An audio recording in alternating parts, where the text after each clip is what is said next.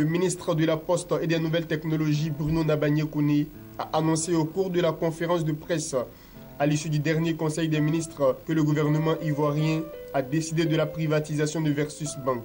67% de ses actions vont être cédées à un groupe bancaire ayant une expertise avérée dans le financement des PME-PMI. Les autres 33% vont être ouvertes à des investisseurs nationaux également intéressés par le financement des PME-PMI. Un appel d'offres va être bientôt lancé pour choisir les nouveaux acquéreurs. Selon le porte-parole du gouvernement, Versus Bank, en dépit des efforts de l'État, reste exposé à des risques de cessation d'exploitation puisque ses fonds propres sont négatifs.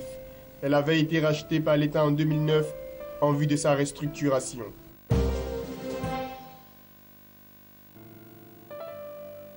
La mesure du gouvernement ivoirien visant à ajuster la tarification de l'électricité va entrer en vigueur à compter du 1er juillet 2015.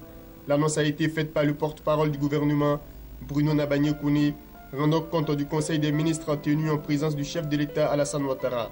Selon lui, cette mesure vise à faire en sorte que la filière électricité s'équilibre et que les ressources dégagées par cette filière soient suffisantes pour couvrir les investissements et les charges.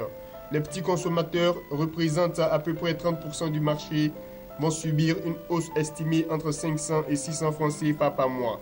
L'objectif du gouvernement, améliorer la qualité et la quantité de l'électricité fournie aux populations, souvent assujetties à des coupures intempestives. La Banque mondiale a célébré ses 50 ans de partenariat avec la Côte d'Ivoire. C'était à l'occasion d'une journée porte ouverte qui s'est tenue ce jeudi au siège pays de l'institution à Abidjan.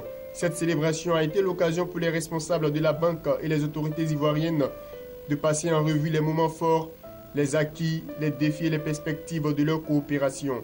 Et ce, dans un contexte de vision croisée des deux parties.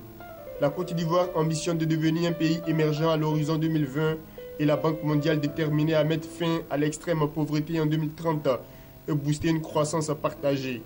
Une conférence et une exposition photo ont aussi marqué cette journée. La Côte d'Ivoire est devenue membre du groupe de la Banque mondiale le 11 mars 1963 et a signé en 1968 son premier accord de crédit pour le financement d'un projet d'infrastructure routière.